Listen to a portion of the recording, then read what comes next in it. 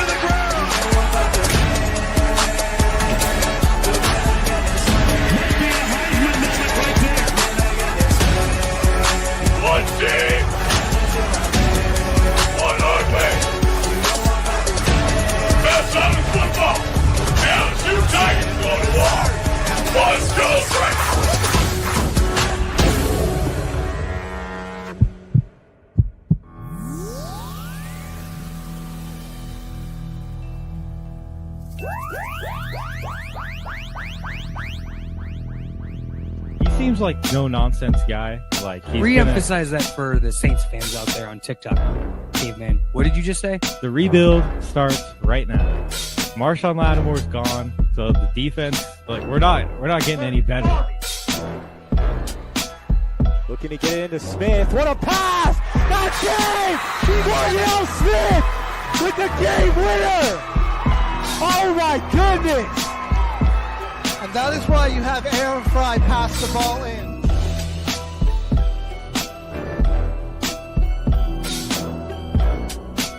A career year.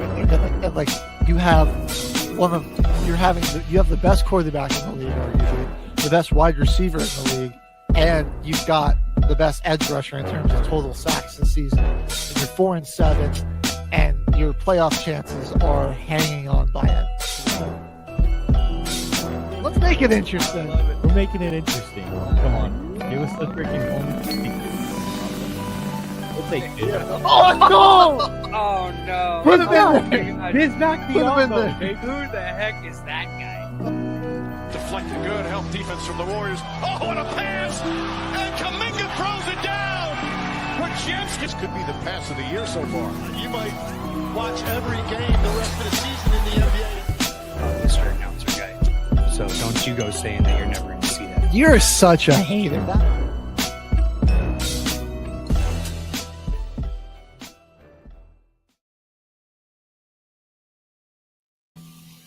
You are looking live at Till the Final Whistle, everybody, for Madness Mondays. Man, we've had a crazy March Madness so far, HG. Oh, yeah. It's been quite the madness. I can't really say otherwise, honestly. But we're back. This is really the first rendition of Madness Mondays because the tournament's actually started now. We gave like a little preview to the first matchups and everything on the first episode. And then we had our pick 'em last week for the brackets. Now we're here. Everything's all started. Yep.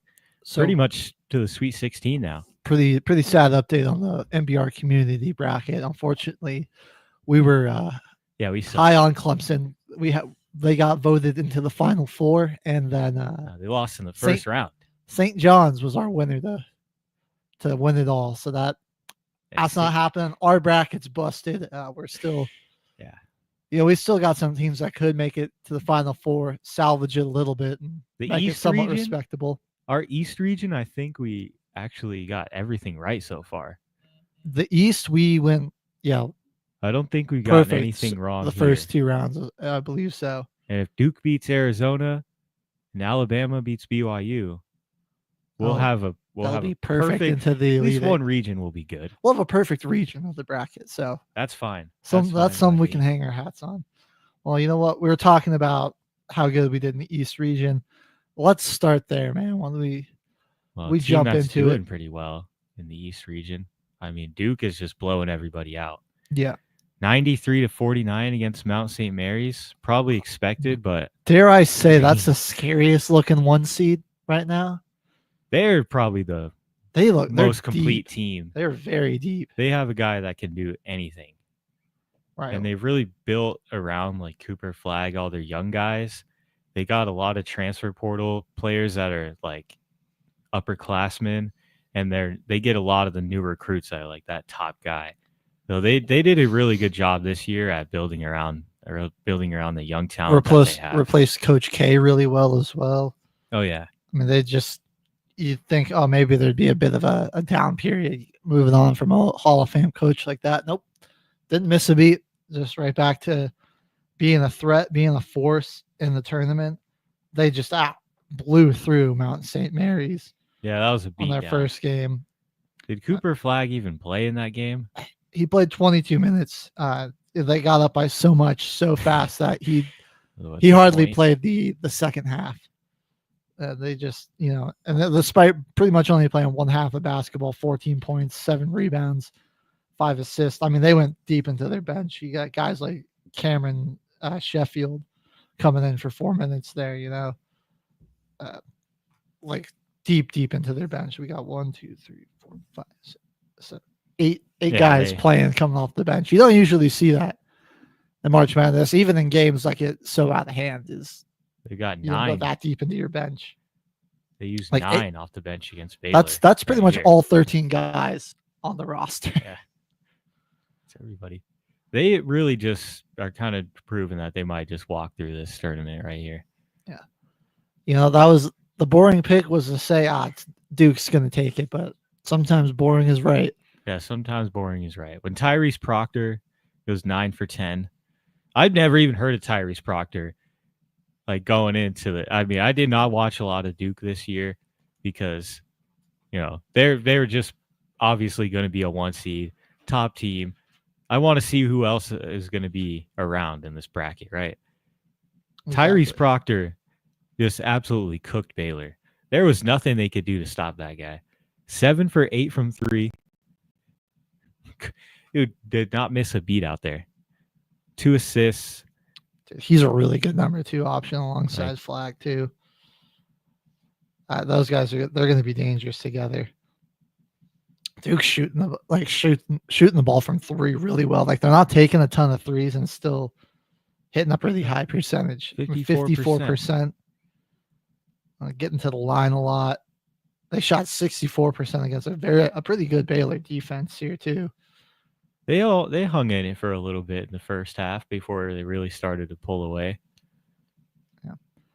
And I think the difference is that their bench unit just is so much better than most other teams, I mean, you look at the effect of Baylor's bench only had 10 total points. And then Duke's, trying to do the math in my head real quick, had a little bit more than that. Yeah, there's only 14 total shots taken from the bench unit from Baylor anyways. And they only made 4. Right. So not feeling very confident in 10 bench points and taking shots when they're out there. Yeah, it's unfortunate. I mean, they had some really good seniors on this team.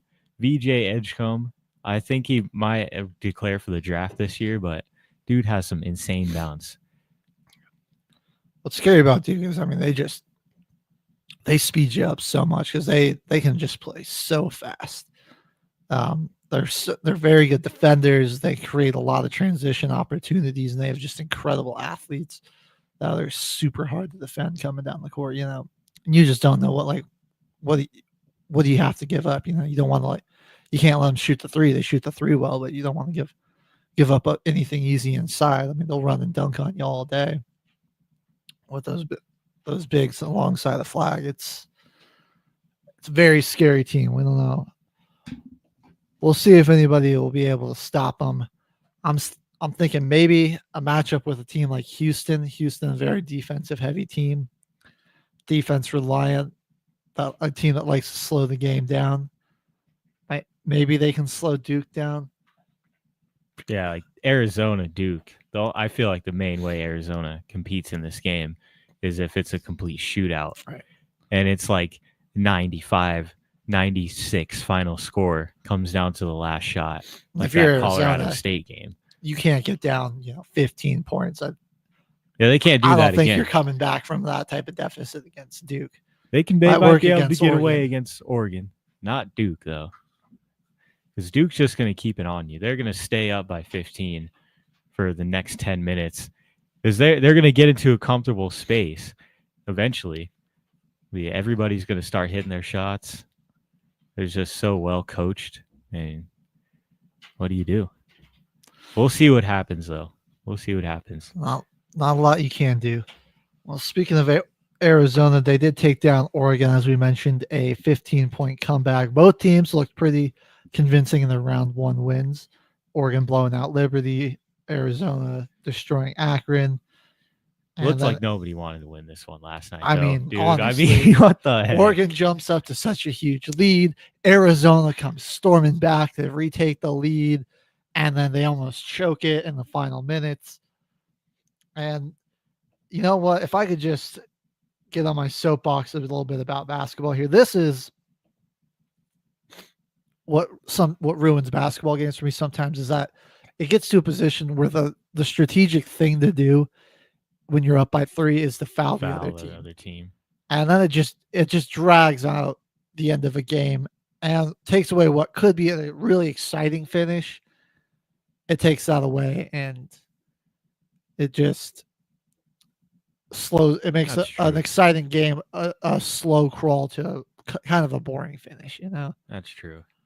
Like I hate that, where it's like, we're just, as soon as they inbound it, they're just going to foul him and make him shoot 2 free throws, because then you're going to get it back and have to get fouled and shoot 2 free throws, and then we have 20 seconds spanning 10 minutes, and it's just fouling and shooting free throws.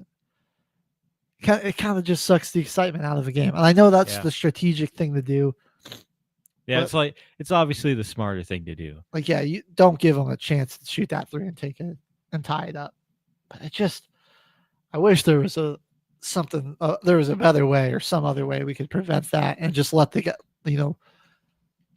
final shot play out. Make them play defense, like good offense versus good defense. Like, give us that in those final seconds and let us see who wins, not, guys at the line. It's not as exciting. But besides, the end of that game, pretty exciting game otherwise. As we mentioned, Arizona got into that hole, but then they came climbing back, really in part because they were very selective but very efficient with their 3-point shots. Oh, yeah. They didn't shoot a lot, only 20 attempts. Same with Oregon, really. Yeah. Like, Oregon was doing the same thing. They just couldn't get a 3 to fall. 35% to Arizona's 50%.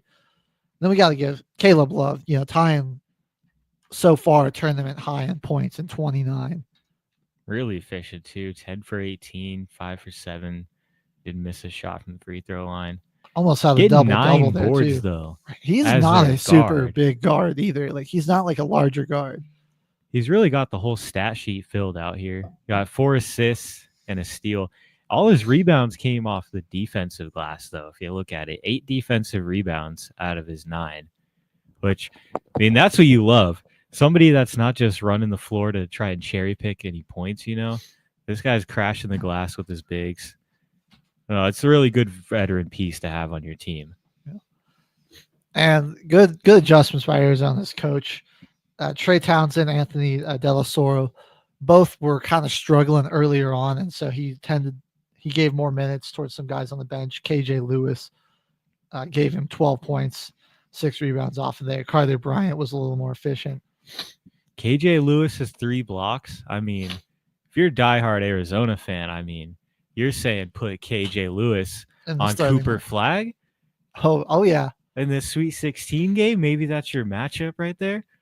We'll see. He kind of had that lob that he tried to throw at the end, and he actually caught it in midair. It's a dunk that didn't count because he passed it to himself in midair pretty much and dunked it because he threw the lob too late. He had a wide open lob that he could have thrown like 5 seconds before, and they would have just scored, been down the court.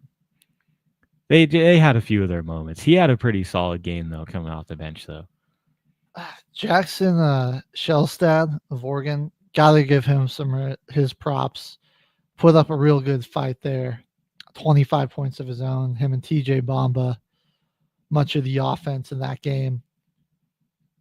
Nate Biddle, I think if he could have gotten going earlier there, he was center, the force in the paint for sure. He was really getting his positioning. He was what, kind of stopped that Arizona run and got Oregon back into that game after Arizona came back. And you just think like, man, if he was, but he didn't really come alive until the second half. And it was later in the second half, dude. You just can't help but feel like, man, if he got going earlier, like how much this could have ended, Oregon winning this by 20 instead of losing by 4. Big possibility. And like when he was in the game matched up against Henry Visar too, is really when he was able to kind of just eat, because Visar was just not really having a very good game. He missed some clutch free throws. It was kind of a tic-tac call that actually went on Biddle, where it went the other way. He's on the free throw line. He misses both of them in the first bonus for Arizona. This is really what led the comeback. It's like 76-80 right here. And the very next possession, Biddle gets a wide open layup because he just really was big bodying Visar in the paint. He could have been a force for them, though. I agree with you there. Well, another disappointing into the season for the Ducks, a team that you felt like, again, could have been right there for a deep tournament run, but another round of 32 exit where you're like, you guys could have at least gotten to the Sweet 16. They should have had that game. They really should have. Does it kind of feel like just like every single year that Oregon just kind of loses in like a sad way, like in football, basketball? It's like you feel like they're gonna be solid, right? Like, they look like a decent run, like number 1 seed in the first ever 12-team bracket, and then they just get spacked by Ohio State. Yeah, the offense is just running through everybody, and it's like, I don't know. And then, yeah, it does kind of feel like that. Oregon does not have a ton of. It's unfortunate. It's like whenever they're competing for a national championship, it just doesn't end well. I mean, they'll dominate in bowl games, regular season, they're good, but you go for a national championship or you put them in the basketball tournament, it just doesn't end well for them. It's unfortunate. Your freaking Cougars, though, BYU. We got to talk about them, man. They're on a heater. Really? They're looking good. I feel kind of confident about their ability to go and take down Bama. And Bama has given up a lot of points this season. Good defensive effort for them against St. Mary's. We'll get to that game in a second. Yeah, they gave up 81 to Robert Morris. And, I mean, BYU was just scoring almost at will against a pretty good Wisconsin Badgers team. Wisconsin made it look close there at the end, really. That was more. They got a little bit of a late run to bring it within close. But for most part of that game, I will say BYU never really put them away, but they kept them at arm's length for a good part of that game. The Saunders, dude. Was that Richie Saunders? 25 points, 7 rebounds, an assist. 9 for 16 too. Then he's 3 for 4 from 3. This guy was just absolutely cooking. Yeah.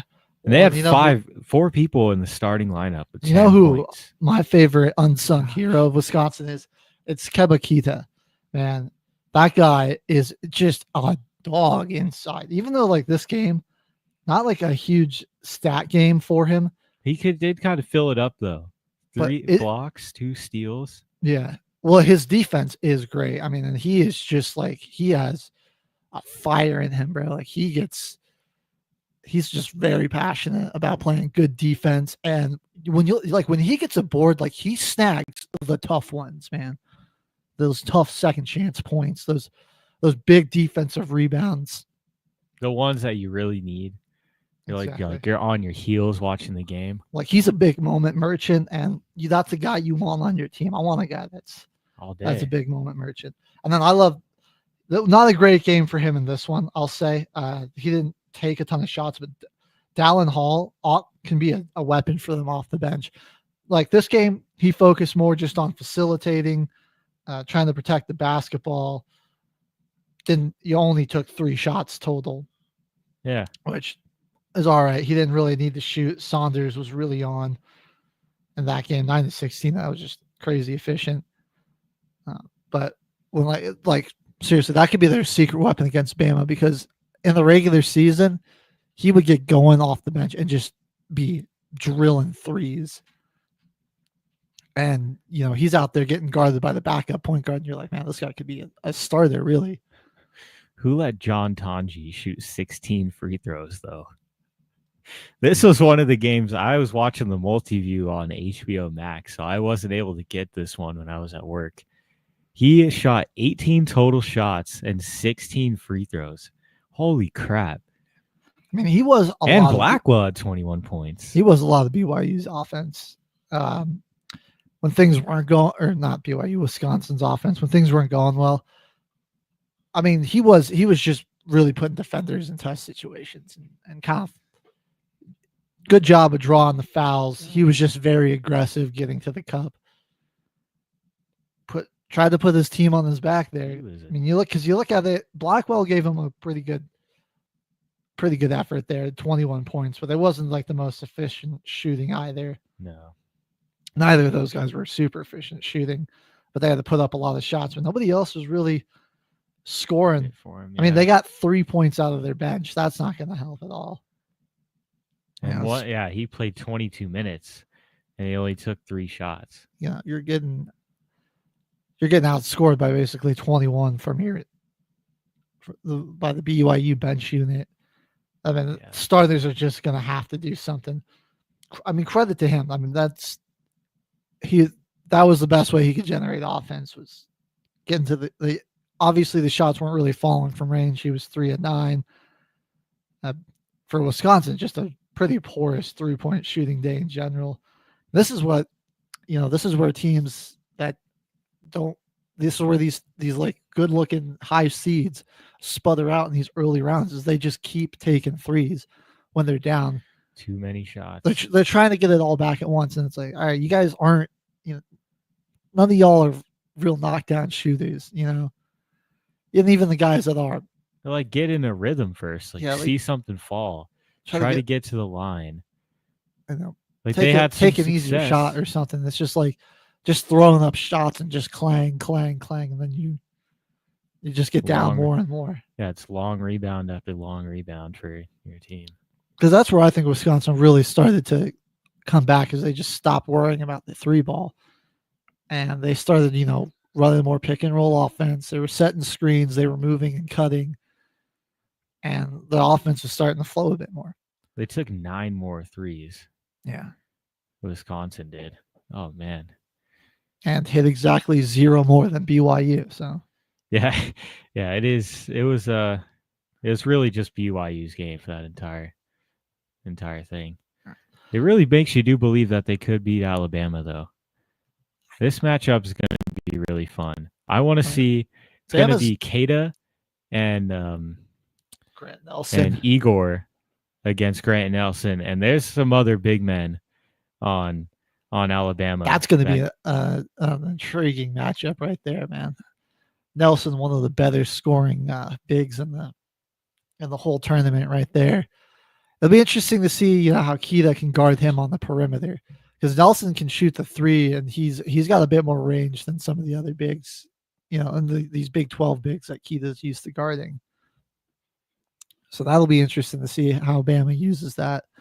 I think this is going to turn into a shootout. This might be our first, the first game where we see a 100 all tournament. Oh yeah, because nobody's scored 100 points yet in this tourney, and it might be the first time we also see both teams score 100. Like, I just think we're gonna shots are gonna be flying, offense is gonna be aplenty here. Yeah, this is going to be an offensive game for sure.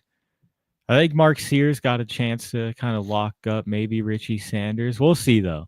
We'll see. Now, Sanders is kind of large for his position, too. That's what I'm saying. Like, Mark Sears is a very aggressive player and can really get, like, just by his tenacity on the court, is really just why he can get the edge on you. But he's kind of at a size disadvantage here against Saunders. BYU's going to have to watch their fouling, though. Don't want to let Sears get – because, Sears will get to the line on you a lot. If you're going to, get one guy 16 attempts at the line, that could burn you. So in the comments, Red just wrote, how are you guys going, doing? And I wanted to bring up that November 9th, you guys are going to be invited to.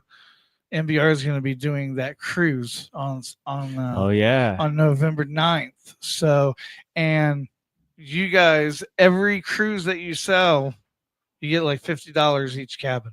Oh, that's what Red said. So just giving you a heads up. Have you ever been on a cruise before? Been on one a while, long time ago. Long time ago? Okay. I haven't. All right, there we go. All right. Sorry, I didn't mean to interrupt you guys. All good. Yeah. No problem. Don't forget about the NBR is doing a lot of special things for veterans. So it's always good to get Veterans Cruise for Veterans Day coming up. And 2025. We got plenty of information if you were curious about that. The Revel Experience every Friday from 8 to 10 a.m. Mountain Standard Time. All sorts of information about programs for veterans like that and other great nonprofits. So make sure you tune into them as well. All right, Caveman, well, before we head to the break, why don't we talk a little bit about Alabama, St. Mary. St. Mary's, man, got into a defensive dogfight with Vandy before moving on to play That game Bama. was awesome. I was one of the best games of the first round for sure. I was hoping that Vanderbilt would have won that.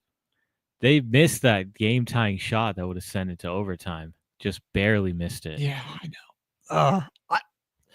Even though I had St. Mary's on most of my brackets going on, like I was rooting for Vandy at the end. Like they rallied me to their cause. I was pulling for them. You felt like you were kind of feeling like a fan, and that's honestly the most fun part about this. A random team in this bracket you feel like you just want them to win so bad. You might not even have them going far in your bracket. Like McNeese, I really wanted to see him win that second round game. Yeah. Both of those teams, I had his first round exits and I was pulling for them. But they just couldn't quite get it done. Even though, both bench units Vanderbilt's did a little bit more, but it was the starters, the St. Mary's, that just outshined Vanderbilt there in the scoring category. But then St. Mary's ran into Alabama, who put on one of their better defensive performances of the season. On Bama's strategy for most of the year has just been, we're going to score a billion points and you're not going to be able to keep up with us. Oh yeah. Because they've got Grant Nelson and they've got Clifford Amori, but don't forget about Mohamed Diabate. That's their other guy, like their bench big man. They pretty much have three bigs on this team. And Youngblood can fill it up too. He's been kind of an unsung hero for them. He's been making some big time shots, especially from three. Right? He didn't miss. Yeah, he's 100% this game. He was 3 for 3 against St. Mary's. Mark Sears didn't have a very good shooting performance in the game against St. Mary's, so it was really off of the scoring from Grant Nelson, Amori, and Chris Youngblood in this game. Mark Sears only had 3 assists as well.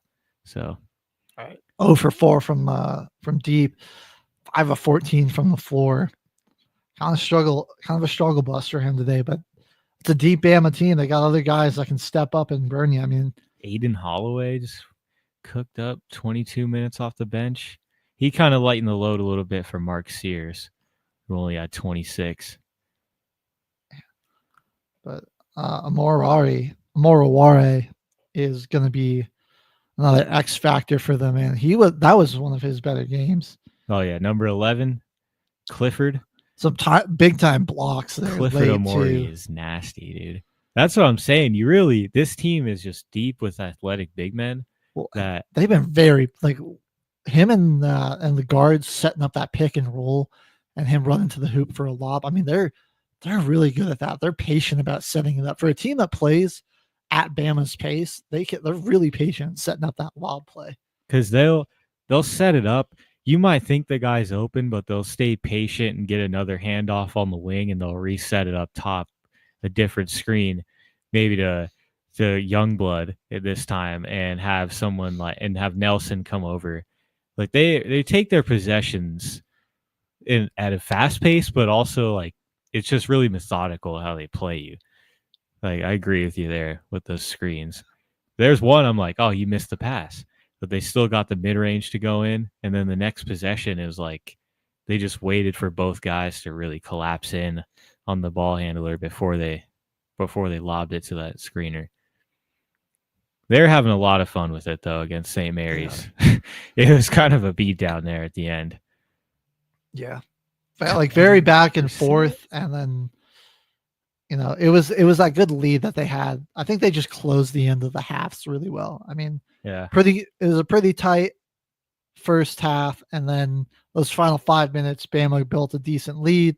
Then St. Mary's, played them pretty close for most of that second half. But those final 3 minutes, Bama really took over there. It's another game where you just try to shoot threes to get out of it. Bama didn't shoot very good from three either, but 3 for 14 when you're down is. They just did not have a very good shooting day, the entire team for St. Mary's, unfortunately. No, they did not. Marshallonis. 2 for 7. Yeah. Oh, man. That was our guy last year. Or he was 3 for 11. Yeah. That was our guy last year. Rough showing for him. I was just really surprised. I mean, Bama just looked like the more physical and, eager defensive team in that game too. It's just something we just haven't seen from them. I thought St. Mary's, that was how they kind of got here too, is behind their defense, and they just had no answers for Bama. No answer. All right, that's gonna recap our coverage of the East bracket. We're gonna head to a quick commercial break, but we got plenty more quadrants to cover, as well as the women's tournament to get into. So don't go anywhere. Also, let us know how your bracket's doing in the comments. Had a couple of best part of our bracket there. Had a couple of St. John's believers here that are feeling the pain. So let us know how you're doing. You're listening to Till the Final Whistle here on Military Broadcast Radio.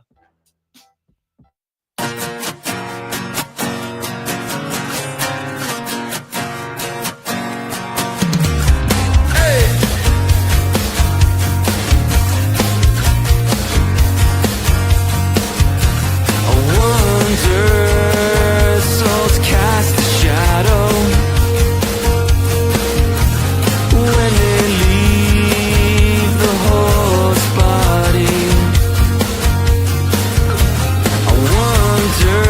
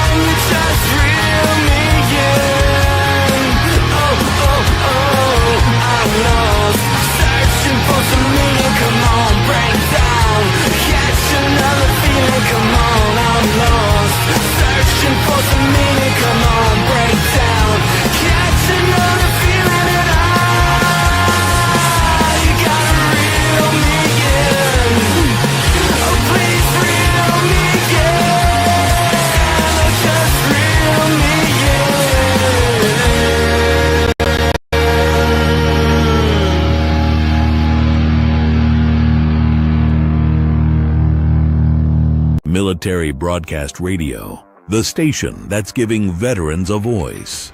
Find us on the web at mbradio.net.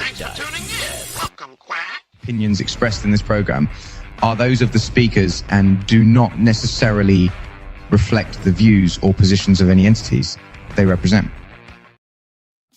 You are looking live at Till the Final Whistle on Military Broadcast Radio. HG and Caveman back in the house. H-Train running the sound. He's calling himself the HR Nightmare today. You know, today, you're not an HR nightmare, H. You've been nice and calm. I went upstairs to go to the bathroom, and you're getting a quick snooze in. You saw that. Well, I didn't. I just came in here quietly because I didn't want to wake you up. But I am tired too. It's a Monday. In here, man. CG over the weekend, she sent me a shirt. It said, "I'm a walking, talking HR nightmare," and I'm like, I love it. I really do. That's got to be your Friday shirt. Oh, yeah, you know, it would only be Rebel better experience. if it was like bright orange. You know what I mean? Got really, really high, like bring attention to. Yeah, I love it. Yeah. That's funny. All right. Well, okay, man. The West. Let's rip this Band-Aid region. off. This region of the bracket has had the most drama, in my opinion. I feel like you got UConn winning. It wasn't an upset, but I mean they're kind of on a down year. Let's just rip off the Band-Aid, man. St. John's. Omaha played them close at the beginning, and they just started making shots, and I felt really comfortable with my pick. Their defense started like just going crazy. I mean, they were just blocking everything. Omaha couldn't get a shot to fall, and then meanwhile St. John's was just hitting everything. They were shooting lights out, and you're like, okay, there we go. They just needed to wake up. 2 days later, then they go play Arkansas. They went back to sleep. They ran into John Calipari and the Arkansas Razorbacks. Yeah. And they got absolutely just really beat down. And I mean, the decision to bench RJ Lewis there at the end has been very controversial over this weekend. I mean, I can see maybe taking them out for a bit, but there's 4 minutes left in the game. I understand you had a tough first 32, but like that's your guy that like got you guys there. That's Big your East only player shooter. Of the year. That's your only shooter. The entire that's the one thing I felt like St. John's wasn't really able to do this whole tournament was shooting from three. They didn't really have a guy except for RJ Lewis. Like, you want to talk about shooting from three in this game? Both teams combined to make 4 total 3-point baskets. Arkansas was 2 of 19 from beyond the arc. St. John's 2 of 22. Yeah, that's no 3 balls in this game. No. I mean, late there, I mean, that's your guy. I feel like you just the final 4 minutes, like just take him out for a little and talk to him. Just give him a pep talk on the sideline. Let him kind of sit there and catch his breath. Get him hyped back up and be like, you're getting back in there. We're gonna need you. I just need you to settle down a little bit, calm down, collect yourself. You're gonna be all right. Like, but you're getting back in there because we need you. You know. Yeah, I feel like that was really all they had. Ejiofor, who was really scoring mainly for them. He shot pretty efficiently too. Only took 2 threes, but was 7 for 12, and got to the line to take 11 free throws. Got a double-double, 2 steals and a block. I mean, they had the defense there, really. They kept it close for the entire game until really that final few minutes. They just couldn't score. And yeah, you kind of got into a point where you were having the foul, so Arkansas was getting free throws, some bad turnovers late. That was like you were like right there, like down, 2 or 3 points, and then you just a careless turnover, not being careful with the ball at all, and then Arkansas would score, make it a 2-possession game again. Just an ugly final 2 minutes, honestly, for St. John's. And this was another stat that shocked me. They were 8 of 25 on layup attempts. Yeah, how do you shoot that badly on the layup attempts? They couldn't get anything to fall there. It was only a 3-point game at halftime. I mean, it really just fell away from them. It was more or less their game to lose, really. Honestly. Big shout out to Billy Richmond, though, coming off the bench for Arkansas. 29 minutes, but was 16 and 9. And was pretty good with the basketball, only 1 turnover and 6 for 10.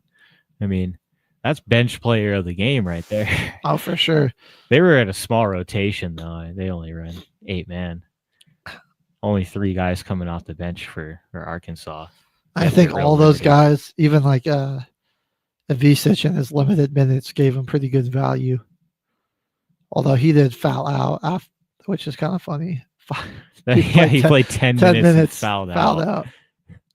But hey, man, they didn't need him to score. They just needed him to, make guys think twice before driving to the hoop. Got to give Carter Knox a pretty good game from him as well. He did a great job of getting to the line. That was where all of his offense came from. Like only 5 shot attempts, but 11 free throw attempts. He was 9 for 11. And just overall, Arkansas, like both teams struggled from beyond the arc, but Arkansas was finding ways to convert inside. I mean, St. John's was 21 of 75 in this game. That's 28% from the field. You're not beating a high school team. Yeah, there's no chance. With those shooting numbers. There's no chance.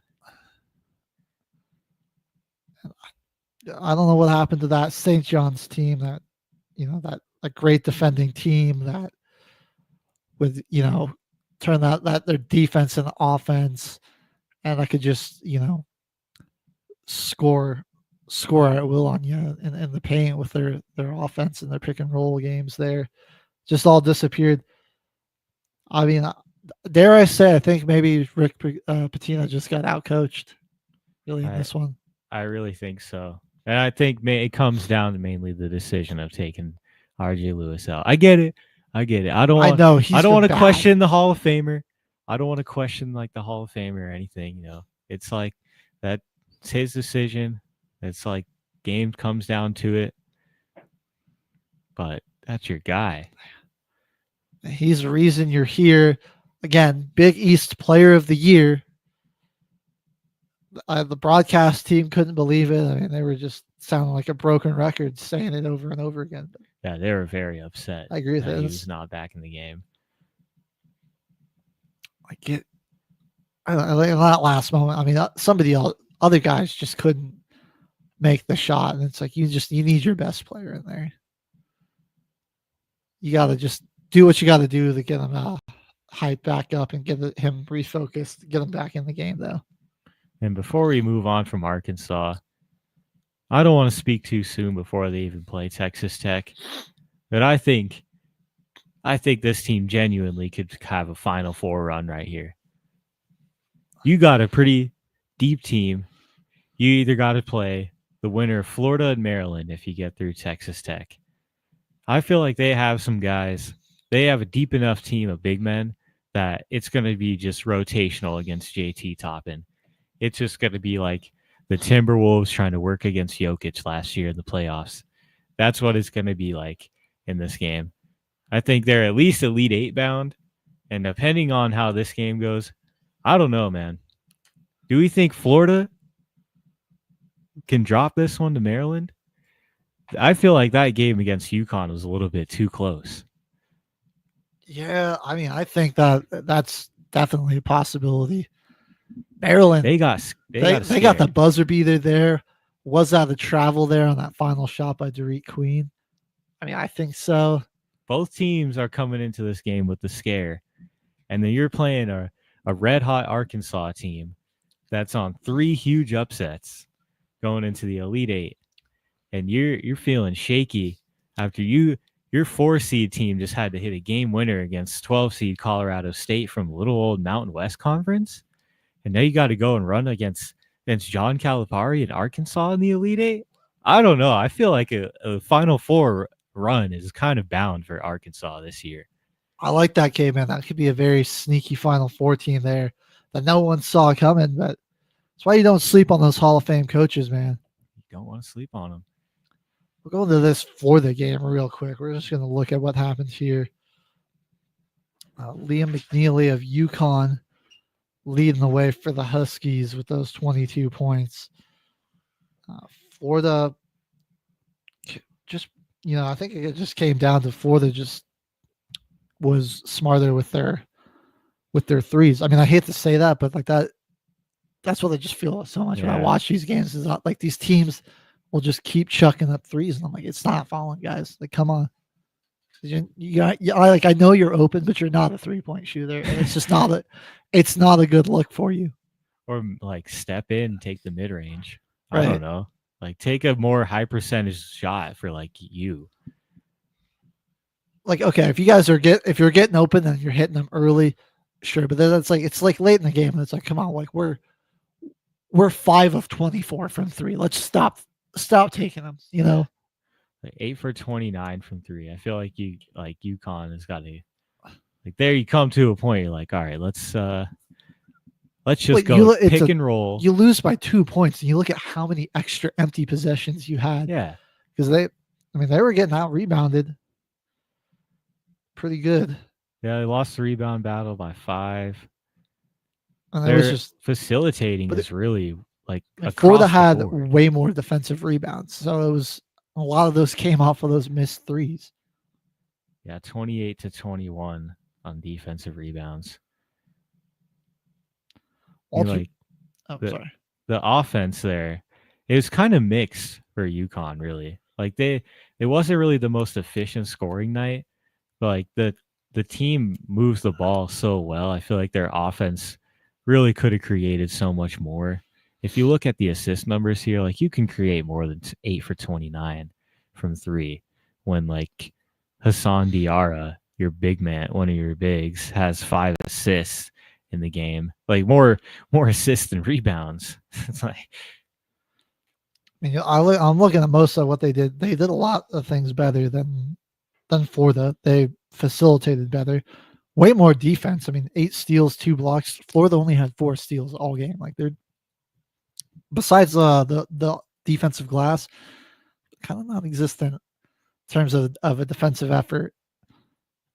It was just UConn's bad shooting. It wasn't like Florida was forcing a bunch of turnovers and everything.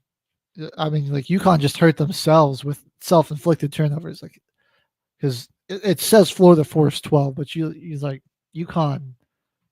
It's just some carelessness on some of these turnovers. They're just not being smart with the basketball. Yeah, it's like Florida didn't really do anything to force those turnovers. You just kind of gifted them to them. It kind of happened. So I don't know. This game, like the Gators, I think kind of just got lucky more than anything. Yeah, which is why I'm looking at Maryland to could definitely beat them. In fact, I'm starting to lean more towards Maryland. I definitely am too right now. It wasn't the best game out of them against CSU. They were down for a lot of that game too. But it's real easy to get down by that and kind of lose hope or give up or just not, overthink it and not be able to find a way back into that game. But they really dug deep in that one. And they came storming back. And then, you get that game-winning shot. Again, I really think that was a travel. If you look at it, everyone's saying, oh, well, he had to take a gather step, but that is not a rule in college. That's only an NBA thing. So that gather step, oh man, I don't know. What are you gonna that lose situation for a referee, because it's like you're gonna kind of come in and on the final shot, put the game in your hands, but then at the same time, there was a foul there. You gotta call it. So I'm kind of just like in agreement with like let them play. Whatever happened. It didn't get called, so it's game's over now. What's up, Farron? Thanks for tuning in. What are you gonna do if you're CSU? It's over. Yeah, it's all said and done. And if that did get called to travel, then everyone online would be like, freaking refs out because taking, it was a chow. taking the final shot of the game into their hands. Like what happened to just letting the players play? Like why are referees deciding the game? So it would be, it would just be animosity to them one way or the other. And this this Clifford guy for CSU though, him and Jalen Lake, dude. I think they're both the seniors too, which is that was like watching that post game, dude. A lot of these games I'm at work too. I'm like in the kitchen with the laptop on top of a box of coffee that's also resting on top of our cereal. And I'm just like, my eyes are just glued to the laptop for most of the shifts. It's so funny. Oh yeah, bro. My job on Friday night, I'm in there working the closing shift. Yeah, I got the laptop in there. We got the multi-view, so you got 4 games running in the back on one of our prep tables. Plus, I got my phone. I had like all these chargers and cords. Don't you guys have a TV in a break room? Where the hell do you guys work? We work in restaurants, dog. Yeah, I'm in the kitchen and walking from the kitchen to the They have dining break room. rooms there, don't they? No, they don't. Well, I mean, my job does have a break room, but it's like down the hall from the kitchen. Okay. So I don't know what the specs are at my restaurant, but there ain't no room for a break room. It's the lobby and then like the kitchen Screw the employee. and dish. Our break room is like the crammed little office in the back where the safe is for the managers to do their. Yeah. I've worked at a noodles and company before, and a lot of the buildings do not have large floor plans. No. I mean, you need space for a walk-in, and like most of the rest of it's just storage. Mm-hmm. That's what it is. But hey, man, we have the setup going on Friday night, so we can keep an eye on all the action. Oh yeah. Back to this Maryland game. Yeah, I mean CSU, not a whole lot more they could have done. They played really well. I mean, they weren't great from 3, but I think they stopped taking a lot of threes, until they hit that timely one to take the lead. And who was that hit that? That was Lake, man. Yeah, that was just a big time bucket. He hit all but 2 of it was Kyron Evans and Jalen Lake. That was the 3-point offense. Everyone else, I'll say, did stop taking them. Jalen Crocker Johnson. He was 0 for 6. 0 for 6. Oh, man. But he got them out of the way early. All right. I'm okay with that. You true. got them out of the way early. They did stop taking them. And that's why they were able to stay so. That's why they looked like they had an opportunity to win. He made up for it on the glass, too. 8 boards. Yeah, exactly. Got a block and a steal. But end of the day, just an incredible tough shot by Derek Queen. I mean, that's a good bucket in the NBA. Should be a foul in college. But I think, at the end of the day, even though I really wanted CSU to win, we're Colorado guys. We're, going to root for our Colorado teams. I'm okay with them not calling it because honestly, it's a better end to the game, we got an incredible buzzer beater, our first one of the tournament.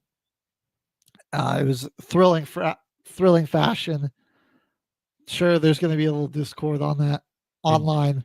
It was just kind of cool too. He was telling the story, demanding the ball in the huddle, and the coaches talking about it and stuff too.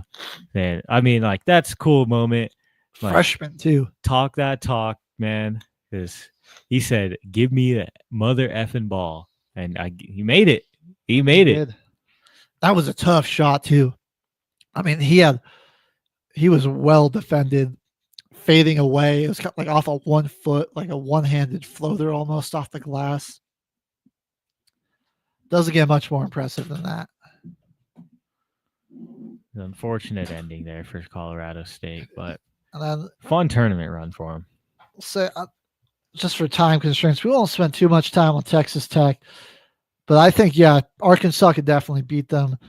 They let Drake and UNC Wilmington really hang around with them much longer than they should have.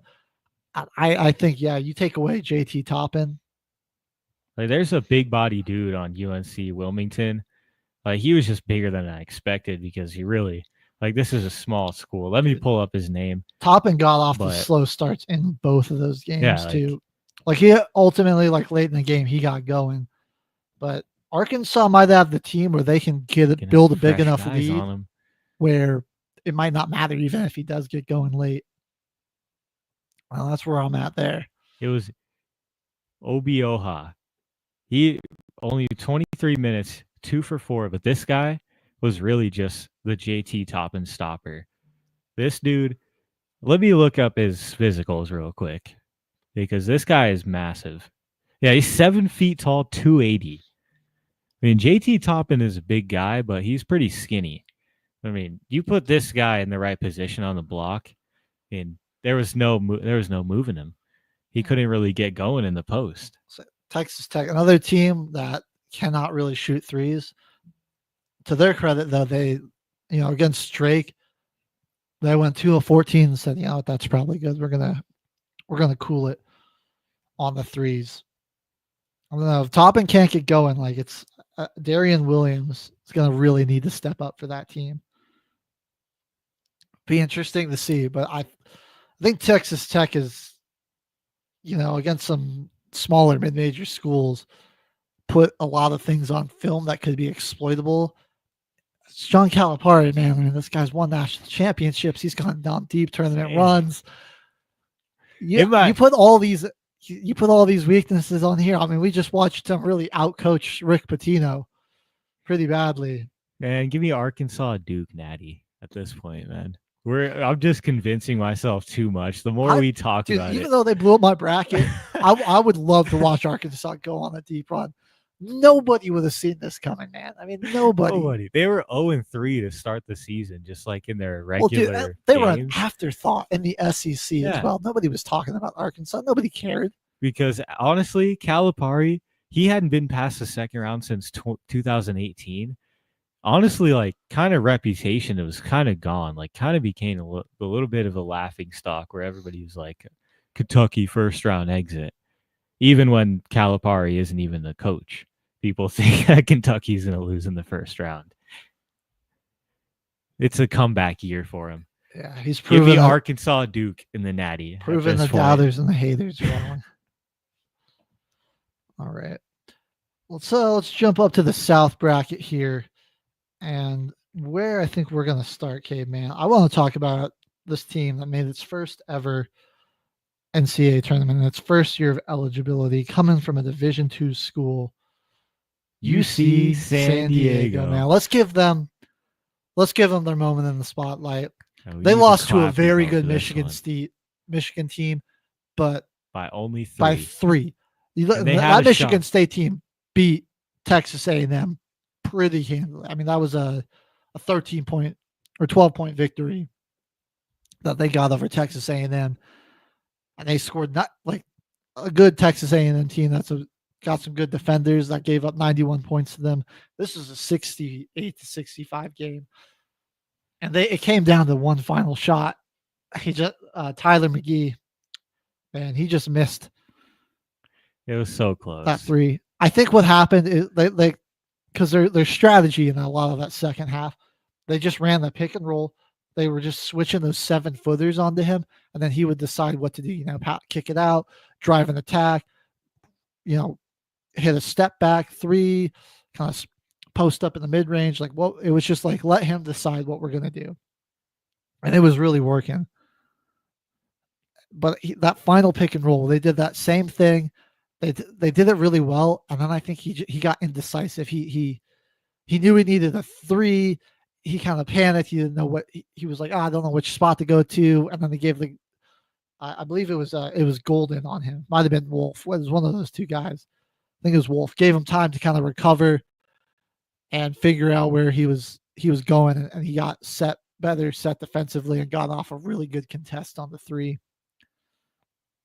And it was that close. But this team was a Division II school. 10 years ago, they come into the Division I.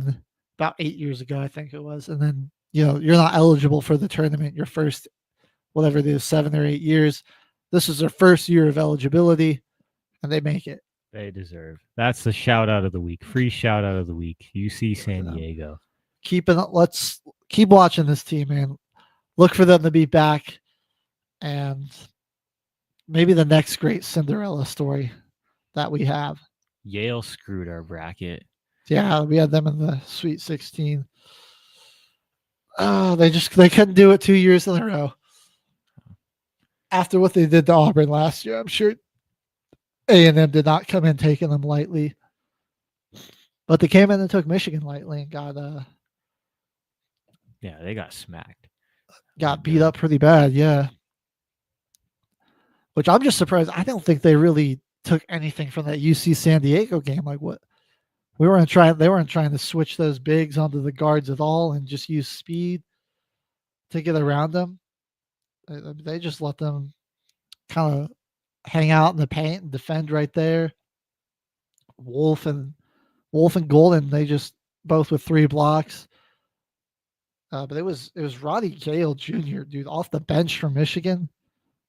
Well, where did this guy come from? Seriously. 50% shooting, knocked down 4 threes, was 8 for 8 from the line, 26 points to lead all scorers. Well, he was tied with a bench guy on A&M who also had 26. But it's just Texas, the A&M didn't learn anything or didn't watch any film, it seemed like. And then for Michigan, Trey Donaldson, quiet game from him, and you're still able to win by 12, score 91 points. Could give Auburn some problems. We will see, though. Speaking of Auburn, no surprise there. They just ran through Alabama State. Yeah. And a pretty convincing win over Creighton, I would say. Yeah, Creighton really they lost a few of their guys. They didn't really have as deep of a team as Auburn going into this one. No, they did not. It was really just more of they got outmanned in that one. Right. Like they could have hung in that one. Like last year, I think it was last year, they had that double overtime game against Oregon. And like the last 50 seconds of that second overtime, they just lit them up from 3. Like Creighton's due for a comeback here pretty soon, though. Like, it was unfortunate second round loss, but they're due for something. I mean, under their coach, they've made it to at least the second round of the tournament 5 straight years. So they got a good program there. Honestly, not one of their best teams coming into the tournament. Still got a round 1 win against a red-hot Louisville team. A Louisville team that, from a lot of the research I was doing and a lot of other people that college basketball analysts that I was watching and listening to, a lot of people thought this Louisville team could have been a sneaky good team that potentially shock some people, go to the Sweet 16 Elite 8 run, and then they'd kind of just dominated them round 1. So yeah. There's one team in this region that we got to talk about, though, because I think people wrote off Ole Miss. And Ole Miss didn't write back, man. Ole Miss, man. Ole Miss did not write back. I was like, they're frauds. They're going to get knocked out round 1. I thought them and Iowa State proved to be frauds. Ole Miss, I just didn't think it was going to be Ole Miss to prove that they were frauds. But yeah, we got a really good game coming up. I'm nervous. State. My one bracket that I've got any money on is I got Michigan State winning the whole thing. And after watching Ole Miss play, it's close. This matchup's close. I'm nervous, man. Like 3.5 point favorites is a little bit of a stretch. I think you got to close. You got to close that gap a little bit. I'm very nervous about how that's going to go. I do not know. And they just got scores everywhere. Padula he's liable to go off. Jalen Murray, Matthew Murrell, and any of those guys could really give you 20 a night, or they could all give you 20. They don't have a very deep rotation, but it works out for them. I mean, Jermaine Brakefield coming off the bench for them.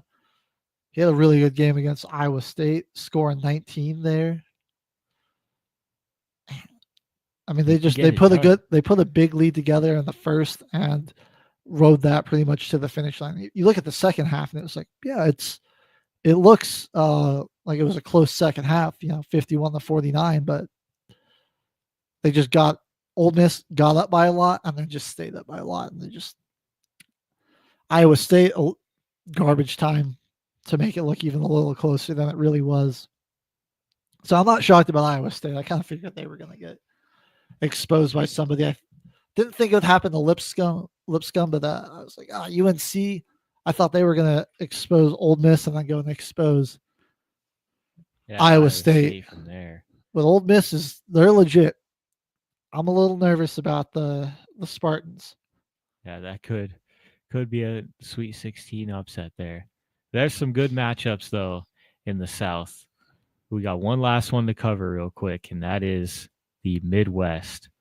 And I think here, a lot of these games are, man, I mean, I thought Xavier might be able to come out and beat Illinois. Yeah. Illinois was another team where I was like, they could be a little fraudulent. I guess, Xavier was a first four team. I feel like Kentucky exposed Illinois pretty well. Kentucky winning busted the final perfect bracket. It did. There's 0 remaining. Dude, I thought UCLA could have been like a sneaky Final Four team. I had them going to a Final Four. My bracket with money too, but I slept on Tennessee. Yeah, I had been fading them a lot towards the end of the regular season, and they've been proving me wrong so far. They just kind of dominated UCLA. Like that final score, not really indicative of how one-sided it was for a lot of it. Some garbage time points to make it look closer, but at that point, Tennessee had let off the gas. I was worried about their offense disappearing, but that defense of theirs doesn't go anywhere. Chaz Lanier is just on fire this tournament, man. Dude is a walking bucket. He just gets hot from beyond the arc and lights teams up. Hit 4 against the Bruins. Scored 20 points to lead his team. Yeah, I mean, they didn't really have an answer for him either. Nope. He just kind of found his spot, and he didn't shoot a ton of free throws either. He was just, he's just so good at getting open and finding these holes to, in the perimeter defense and firing up these shots. They always come at like such a gut wrenching moment for the other team too. Like I know. You're like, oh, UCLA's, they're getting a little momentum here. Like maybe the comeback's coming. And it's like Lanier buries a 3. And it's like, all right, UCLA's getting kind of close again. Like they need a good stop here. And then they score. And this is a whole new ball game. And Lanier hits a 3. Like he saves his shot for when like the best to just rip out the other team's heart. Yep. We got a good SEC matchup coming up there in the Sweet 16. Kentucky and Tennessee. It's going to be very exciting. Give me Tennessee on that one. Honestly, I'm going to go Tennessee there. I think Lanier just has another insane game. So it's like Houston, real dominant finish over SIU Edwardsville. Gonzaga played them close. I think this was a better Zags team than people gave credit. Seriously, they're a lot better than I thought. Coming into the tournament with a lot of momentum, beating St. Mary's. Everyone was convincing win over Georgia. What impressed me about Houston is they wasn't their best defensive game. I mean, they only gave up 76. That's not terrible, but they were able to. They just scored a lot, which is. It's promising. Yeah, that's a low-scoring team. It's kind of like Michigan State. It'll be interesting to see how they play Purdue. Purdue just looked like they could miss against McNeese. And McNeese just couldn't make anything. They were one of the fun stories, dominating Clemson early in the first round. Yeah, and then came down to it. They really couldn't make anything when it got to facing Purdue's defense. I mean, right now, as we're sitting at it, our last real Cinderella story that we could have here is, I would say, Arkansas. You could maybe call BYU a Cinderella, but I mean, they're a 6th seed, and a lot of people Arkansas Duke, man, could see them going far. But Arkansas, that's our Cinderella to keep an eye on. We're rooting for them here until the final whistle. We're going to head to another quick music break. When we come back, we will break down the women's bracket, some of the top schools absolutely annihilating their lower seed opponents. We'll get into that and some of the best matchups of the first round until the final whistle here on Military Broadcast Radio. It's time for a vacation, and Fairway Travels is here to share great specials for you to choose from. Discover the charm and features of one of Sandal's 16 all-inclusive, luxury included, adults-only resorts, or a family-friendly beaches destination in the Caribbean. Or how about a couples resort in Jamaica? If cruising's your preference, get Thunderstroke aboard Carnival Cruise Lines or set sail on an award-winning Royal Caribbean ship. Join Virgin Voyages now for a wonderful adults-only sailing. It doesn't matter if you choose to travel by plane, train, automobile, cruise ship, or rowboat, we can help you reach your dream destination. Contact Fairway Travels today at 228-365-1012. That's 228-365-1012. Or email bookitnow247@gmail.com. Fairway Travels, where your journeys keep satisfying.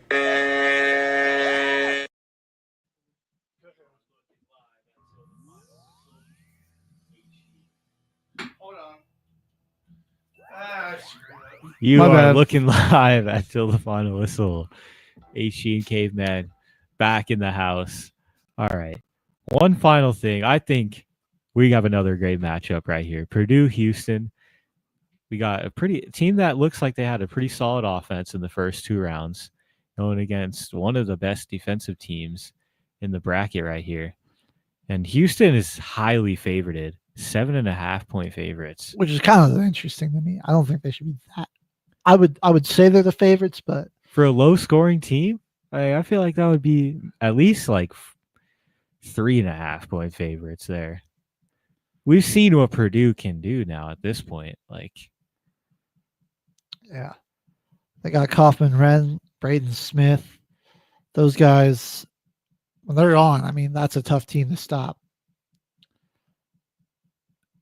It'll be interesting to see who kind of guards Braden Smith, because if he just starts lighting you up from the three, this game could get out of hand.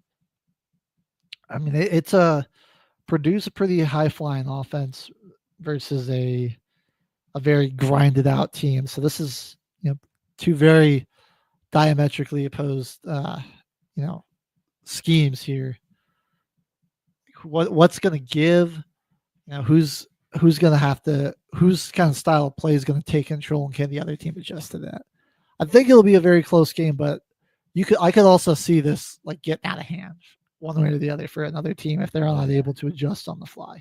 Oh yeah, that's always the $1 million question in March Madness is can you adjust on the fly? Can you change your style of play when needed? And that just about wraps it up for the men's. That's all our matchups there for the Sweet 16. With the last about an hour of the show here, we can head over to the women's side of the bracket. Yeah. Well, let us know how your brackets are doing in the comments. We want to know. We'll also give a quick update on the NBR community bracket. We'll go through that for our last 10 minutes of the show. All right. Well, I mean, where do we even want to start? I think let's talk about some of these one seeds and just how they dominated their first round opponents. So this is honestly maybe the least impressive win, and it was still a pretty impressive one. UCLA playing Southern University, and they just thrashed them. 84-46. It was just the other beatdown. If you check the box score on a lot of these games too, you just see that they score 3 points in the second. They scored 7 points in the third. Third quarter, 7 points. I mean, holding them to single digits. Southern didn't score more than 15 points in the quarter. So yeah, that was the most. That's flexing your muscles round one. That was the most. It was the most that Southern scored and the least that UCLA scored in a quarter. 15 points. Just wild. Yeah, this Bruins team is going to be fun to watch. They're very dominant. Speaking of a team that's just been doing it at a high level and dominating for a while, South Carolina, man, Don Staley and those girls just continue to kick butt in the first round. Points. Tennessee Tech Golden Eagles got destroyed. They lost by 60. 108-48. That's just insane. Again, didn't score more than 15 points in the quarter. So just absolute dominance. Malaysia for Wiley and Tessa Johnson, just some of the best bench players. I mean, there's secret weapons off the bench there for Dawn. 15 and 11. Joyce Edwards, she was 9 of 12 from the field, scored 22 points in that game. They still have the same exact team from last Pretty year. much, They just really minus lost one Cardozo. player. They lost one player. You got Tina Pow's there, still there. Raven Johnson, Bree Hall, Chloe Kitts. Sanaya Fegan is now starting. But it's pretty much the same team. Let me click on this here. I'm pretty sure I have a bracket where I got South Carolina winning it. And yep, I do. Oh yeah. I'm happy with this one. I think I made the right choice here. You remember in the community bracket, you were all trying to say who is that South Carolina is going to get upset by? North Carolina? No, Norfolk State. Even worse. Norfolk State. I think we had Norfolk beating like Maryland, maybe. I don't know. Or maybe it was Alabama. They didn't beat Maryland in the first round, so they will not be advancing. We're going to scrolling down here too. Also, a 2-15 matchup that was just utter dominance. Duke on number 15 Lay, an 86-25 win. Like the men's round bracket, a lot of close matchups in the first round, even in the second round. The blowouts weren't crazy. The blowouts on the women's side were brutal. They've been brutal, yeah. Dude, this one, the second quarter, Lay scored 2 points. They had one basket that whole quarter.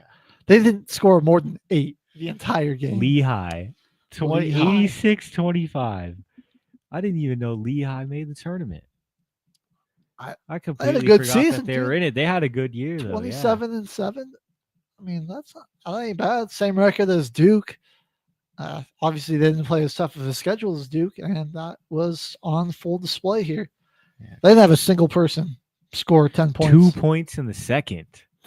What the? Another just absolute beatdown. Yeah, the Lady Blue Devils too. They're poised to make a deep run here. They got some. Yeah, Duke shocked them a little bit. They kind of got scared by Duke, but I still think Delaney Thomas is still probably their best player, but I like Jaden Donovan. She's really good. Even though this was a quiet game for her, Alshon Jackson, she could be sneaky good for them, and just that's another pretty deep, complete team here. And they're flexing their muscles round 1, dominating Lehigh. And then they play Oregon round 2. Not as much of a blowout, but much closer game. This Oregon Ducks team pretty good. They get the win there, 59-53.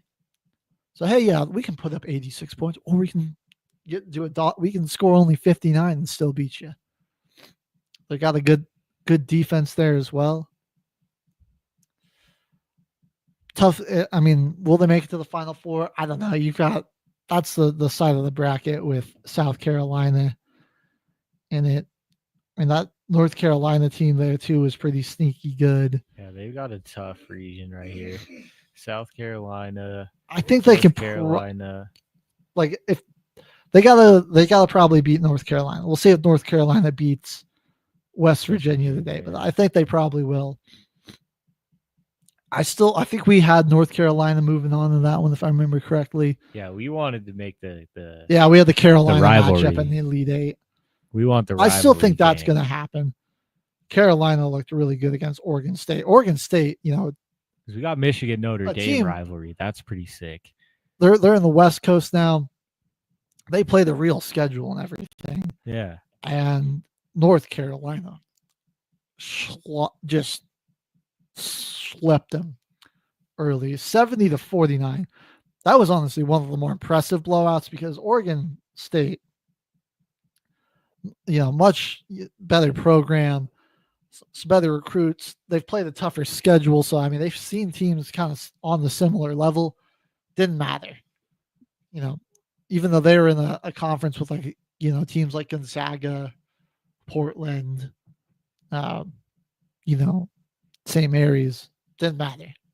Tar Heels just destroyed them.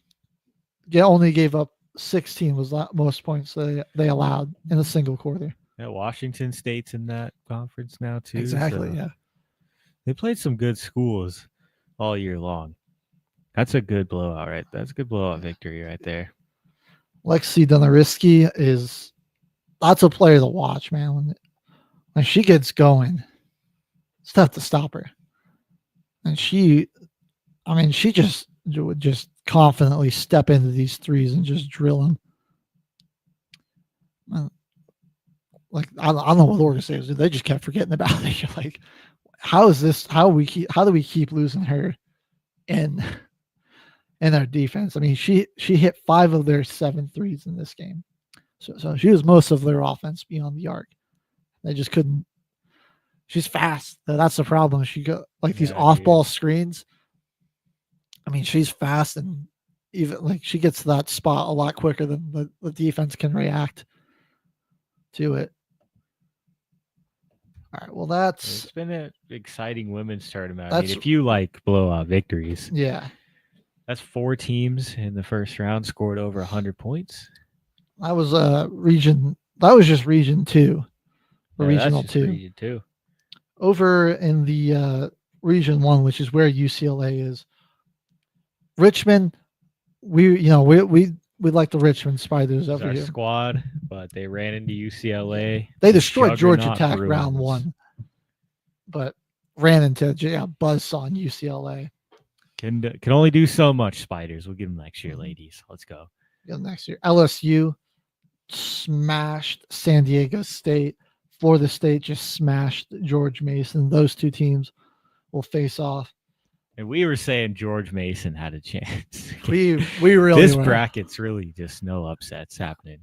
It's you know what? In the women's hoops, the past few years, the best teams just don't give other teams even a chance. I mean, they just come in and they just handle them. Ole Miss beat Baylor. That's their biggest upset so far. I'll a say 5 seed beat a 4. In women's hoops, the talent disparity between the power conferences and mid-majors is pretty evident most of the time.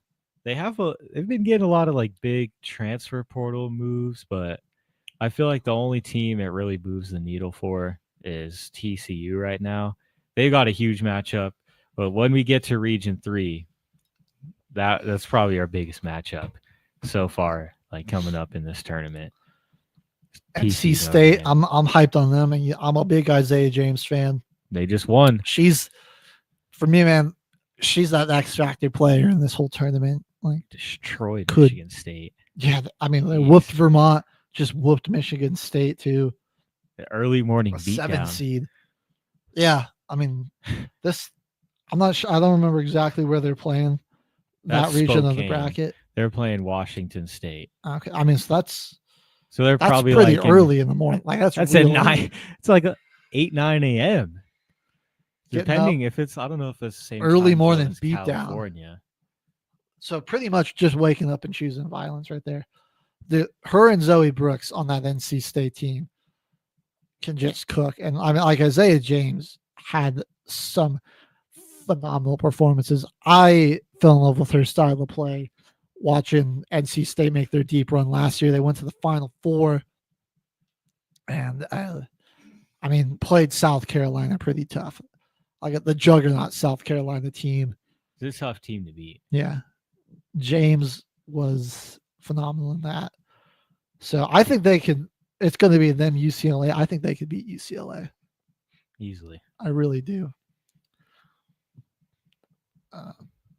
I did want to just quickly touch on LSU here.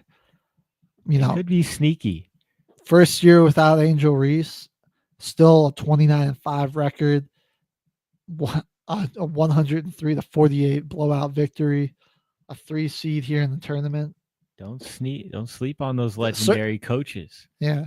Like let's not forget LSU is in that same bracket with NC State and UCLA.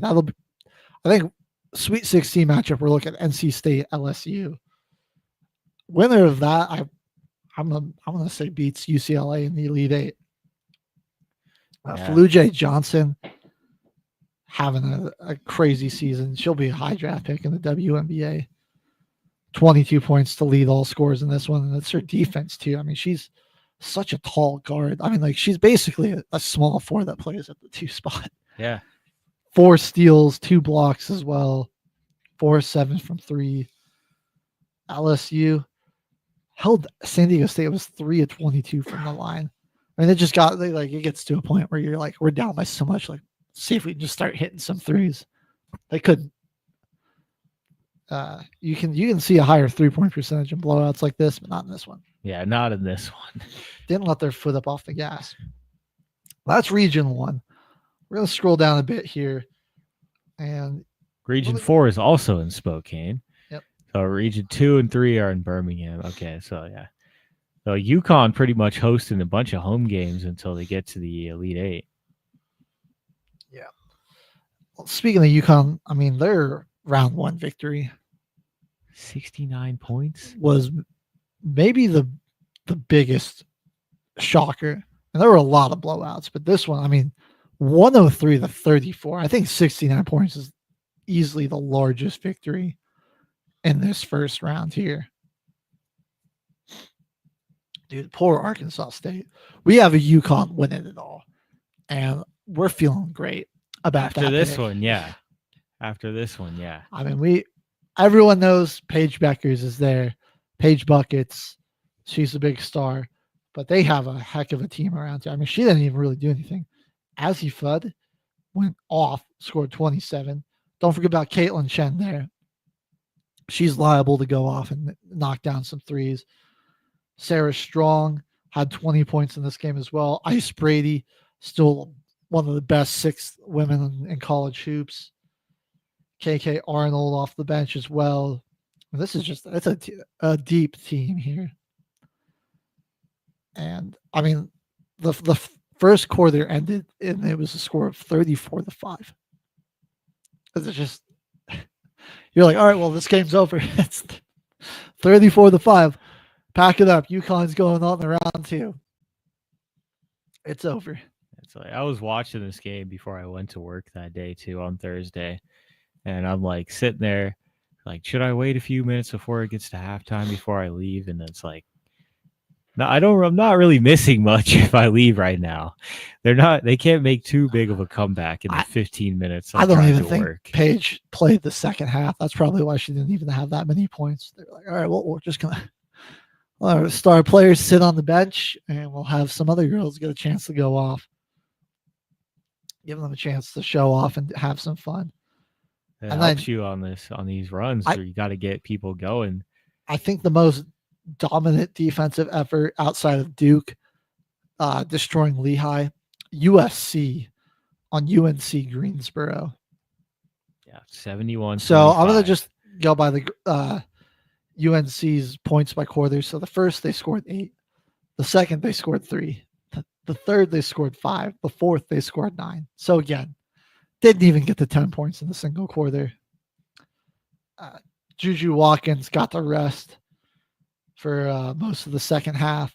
She kind of tweaked her ankle. She came back into the game, but they were winning by so much. It's like, get your rest. Yeah, just don't even worry about it. Still scored 22 to lead all scores. So, good. I mean, the defense from USC is good, but and this one, you had Kiki Arifin score 13, but then nobody else got even 10. And you're like, in a game where you're destroying the team by this much, this is what worries me about USC, man. Like, I think it's just so much of a workload that Juju has to shoulder. Like, defensively, they're a very solid team. You see that here. But offensively, it comes through one person. Like, you can hold the other team's leading scorer to shoot 2 for 13 from the field. Right. And she's a really good player. I mean, she's good enough to shoulder that burden to beat a team like Mississippi State. Yeah. To beat Kansas State, probably can do it. But then you're going to maybe. I mean, Kansas State's got a pretty good team. But then you're going to, you're probably going to run into UConn. I don't think South Dakota State's beating UConn.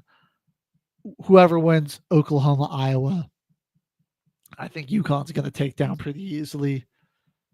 And then here we are. You're going to run into this deep UConn team where, Juju is going to be the game plan. That's the defensive plan, is don't let her score. Who's going to step up? And look, I really want to see USC go deep. Is Juju a senior, or does she still have another year? Because I don't know if this is her last She's like hurrah. a junior. So honestly, I think she's like a sophomore. She might be a sophomore, yeah. So, yeah, this probably won't be her final tournament run. So, but you gotta. I don't think you're going to the Final Four this year. You're gonna have to really. They're gonna really need to hit the recruiting boards, the transfer portals. Let's get her some help here, because, I mean, she's a sophomore, so if you can get her some help, they got some time where she doesn't have to be the entire offense for they your got team. some time to do it too. The portal actually opens today for transfers. So if you really think about it, like they can get started today in recruiting. The off season has started for college basketball now, which it seems that way because they can all just get paid. Yeah, it's kind of weird. You're like, the tournament's still going, but they're like, yeah, your off season starts as well. They did this with college football too. And a lot of the teams that were still playing in bowl games had half their roster transfer. So they had to back out of their bowl game because they couldn't even play. They didn't even have a full roster yet. At Marshall. Yeah, Marshall. Your whole team left you. And to go to coach. Southern Miss. Yeah, their team left and their coach left. Their coach got a job somewhere else. That was hilarious. Hey, it got Army into it, or not Army. Well, who was it? It was Tulsa. So it gave Army a very easy matchup. They ducked Army. They didn't want that smoke from our armed forces. I don't blame them. Nobody wants to play Navy though. Nah. Sad none of the service academies made the tournament this year. They got close. All right. Well, that's Region 4. USC and UConn, I think, are on the collision course on that one, though. Yeah, that's probably be your lead. You know what? Before we go, we'll talk a little Kansas State. This is a pretty good team. That's one to watch out for In sure. overtime, down to the wire victory over Kentucky. Kentucky scored 79 points in both of their matchups, which I thought was kind of funny. They were nothing but if not consistent, but weren't able to get past Kansas State. Kansas State doesn't really run a deep rotation. I mean, they had 6 girls playing this game. So with them, the issue is like, okay, fatigue. I mean, this game went into overtime too. So you're also like, I mean, they're done until next weekend in the Sweet 16. We'll get some time to rest up. But that's a lot of time. You got 2 girls, Serena Sandell, Jalen Glenn, both playing 45 minutes. Tamira Poindexter playing 39 minutes. It's a lot of minutes to be out there. Like in this game, Kentucky also didn't go with a deep rotation, so everyone was tired. Yeah, this is just one of those games. It was a dogfight. We'll see. I mean, we'll see how deep of a rotation USC runs. Maybe it won't. So, that's where I'm like, okay, I don't think USC is running the deep rotation either. So KSU's, you're not going to have to worry about, your team getting more fatigued than theirs. I think both teams are going to get pretty tired than this one. But I just think they got better, starters to kind of complement each other here. Poindexter, Sandell, quiet game from Glenn, but she can be a force. And Sandell, man, 19 points and 14 assists, just all like doing everything. I mean, how many total points is she like actually responsible for there? Because I don't know which ones were threes, which ones weren't. But you scored 19, you're probably responsible for like another like 28 to 40, something like that. I mean, that's unreal value there. So I think USC gets past Mississippi State, but Kansas State could really be a problem for them. So watch out for that. And then we're going to Region 3. Texas right now in the game with Illinois. Up by 20, though. 40-20. Oh, okay, my score hasn't refreshed. Yeah, they just clobbered William Mary in the first round, 105-61. And yeah, they got a pretty sizable lead over Illinois, who squeaked by Creighton 66-57. I mean, Creighton has a solid women's team this year too. Yeah, they were good. I mean, I thought they were for sure going to beat Illinois. They played UConn pretty tight in the Big East championship. And I mean, they had a bit of a fourth quarter collapse, but I thought besides that, they were pretty good. They could beat Illinois, but wrong there. Notre Dame, probably the best 3 seed still left in the tournament. They got to watch out for TCU though, man. TCU's good, yeah. Because I think Sedona Prince might have a field day in the post against Citron. They don't really have a lot of size, Notre Dame. They don't. And Sedona Prince is kind of just going to outsize that team. She's big and strong. Against Louisville, because Louisville didn't have a ton of size either. I mean, it looked like she was playing with little kids out there. She's just so much taller than all the other girls in the paint. I mean, she was going up and getting rebounds with 3 or 4 Louisville players around there. She just went up and got them, and would just go up, throw up a second chance bucket. And she missed that one. She just got it again, threw it back up for another bucket. So yeah, it'll be interesting to see how they guard Sedona Prince in the paint. I think that your strategy might just be, let Prince do what she's going to do and just try to take Haley Van Lith out of the game here. Yeah, if they can eliminate that pick and roll with those two and just force it into the hand of somebody else, right? That offense runs through Haley Van Lith and Sedona Prince pick and roll. So it's really, we'll see what Notre Dame's defense can do. Yeah, I'm over here with the impression too. Can you get that 3 ball going? Because I think that could be the advantage here. You're let Sedona do. Just try to match her up 1-on-1 inside, but don't let her and Van Lith kill you in the pick and roll. Don't let Van Lith start get hot from shooting, and just try to take that away. And Hidalgo, who's the other girl that they got as a shooter, they can get going from 3. You'll take points in the paint if you can shoot well from 3. That's something that Notre Dame's been able to do fairly well this season.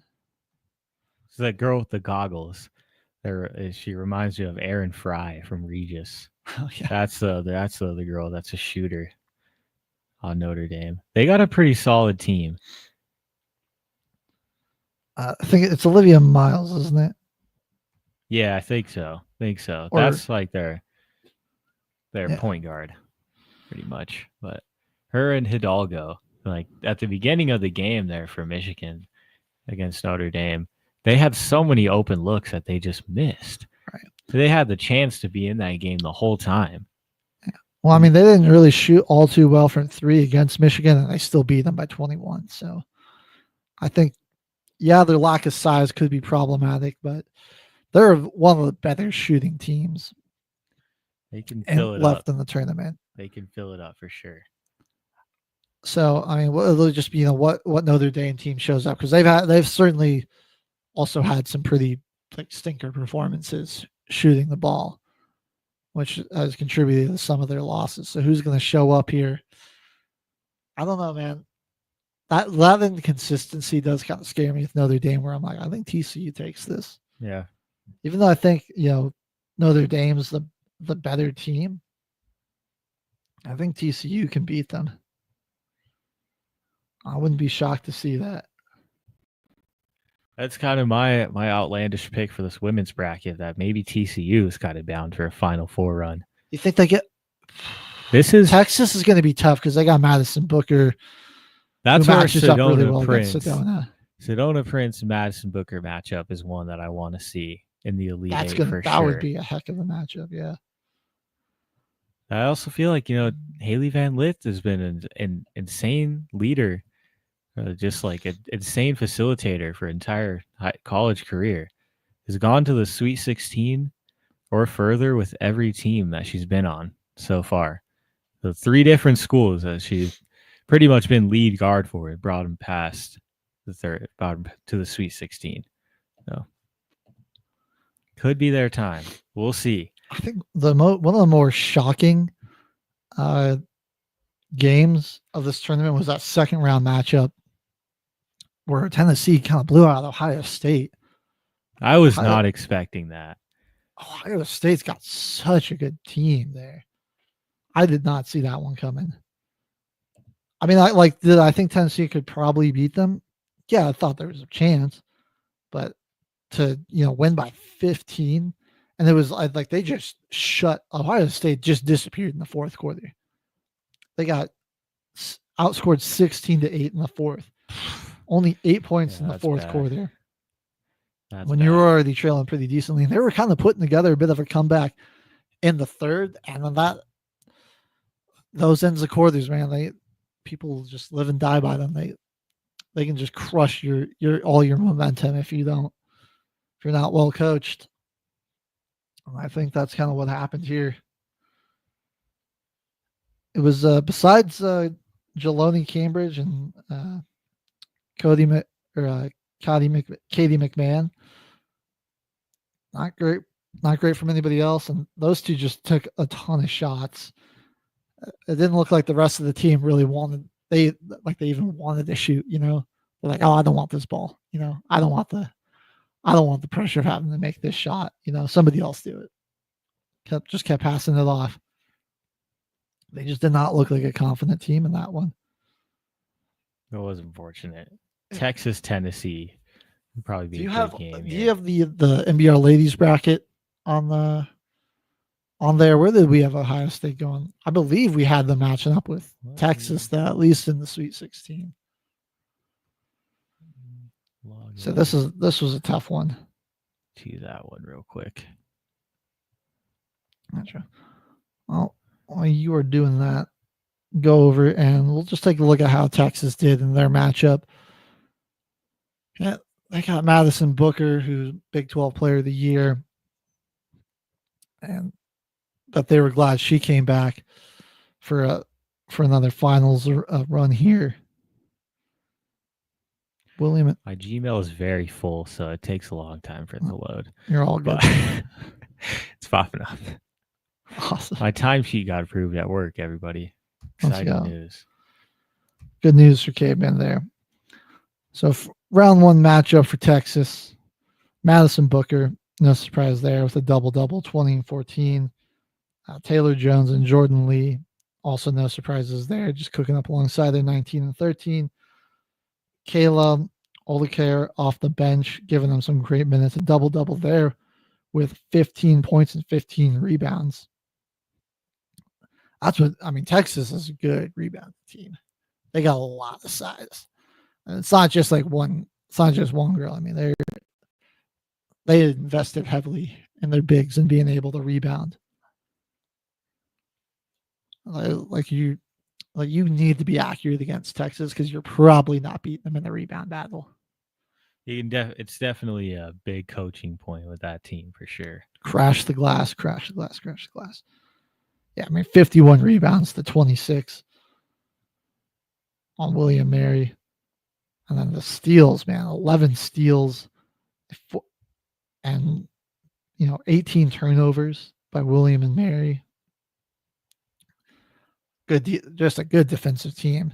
I don't know if this is probably just a product of them playing a team that doesn't have the size to stop them inside. I don't know if they'll be able to score 105 every matchup. Probably not. Then some of their later games, it's going to be, defensive dogfights. But that's exactly the type of game they'll be willing to get into. Let's go back here. We'll go see how they're up 49 to 25 now on Illinois. We'll do a little live game check-in here.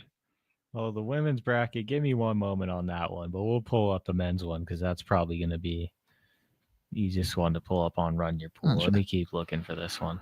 Yeah, let's do. ESPN is just glitchy this year. We got about 20 minutes left. We'll do a bracket check. I got the play-by-play here too of Texas and Illinois going on.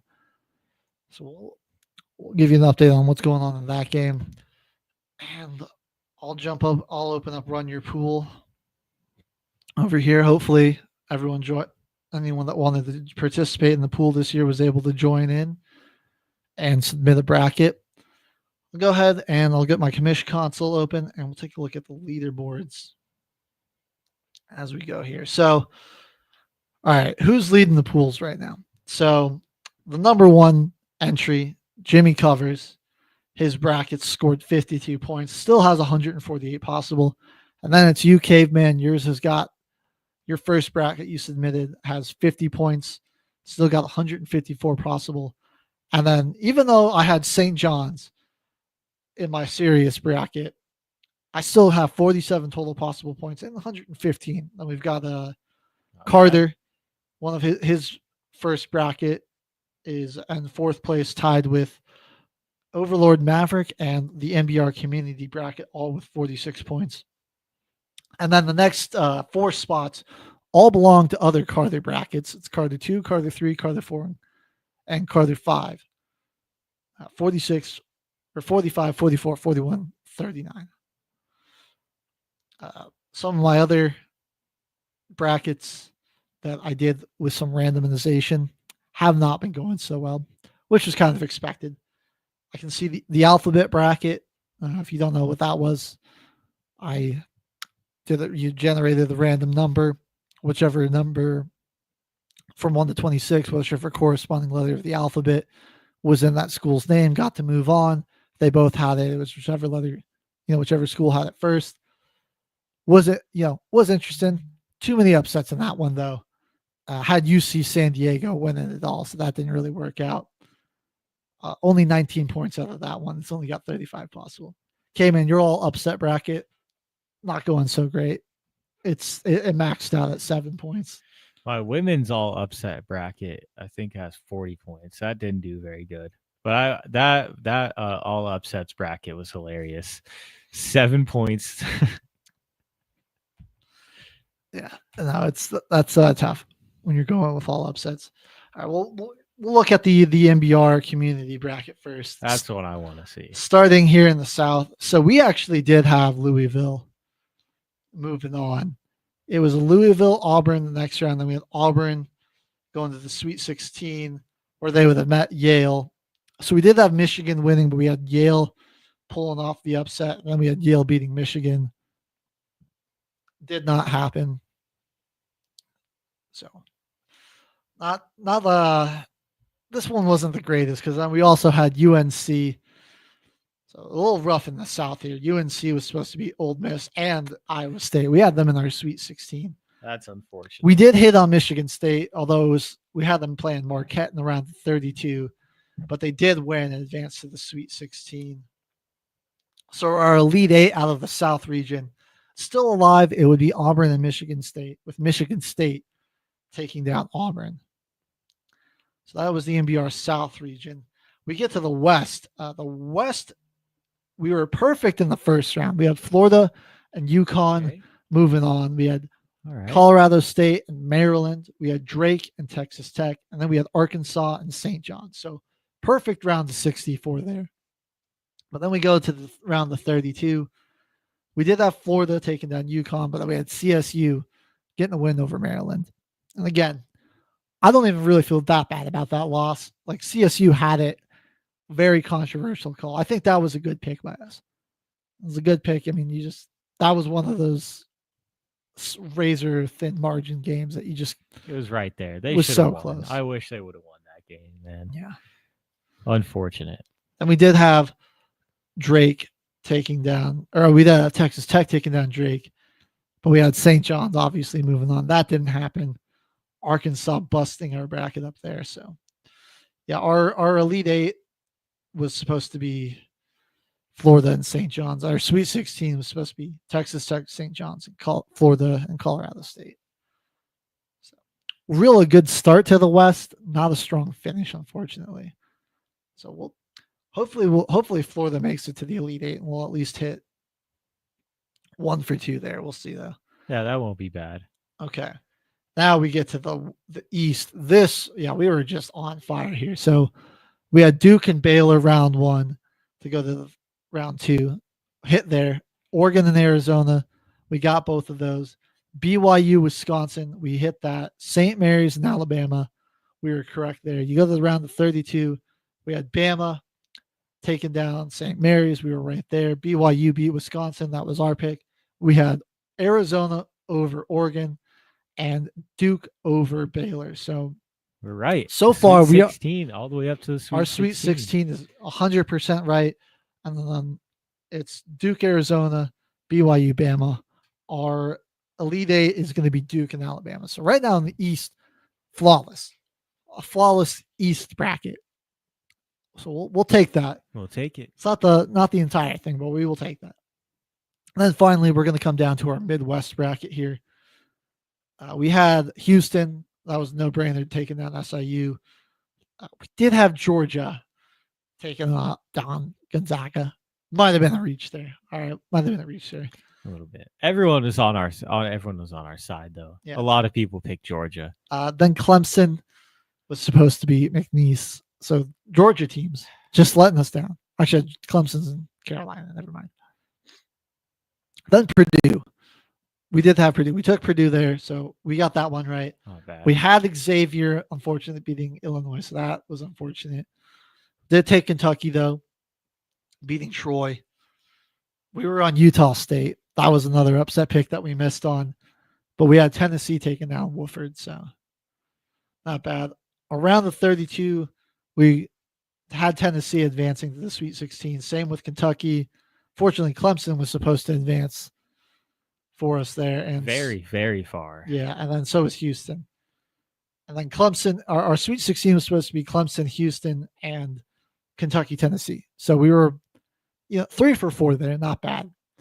Our quarterfinal is Kentucky and Clemson. So that's already we're down 1 there in our Elite Eight.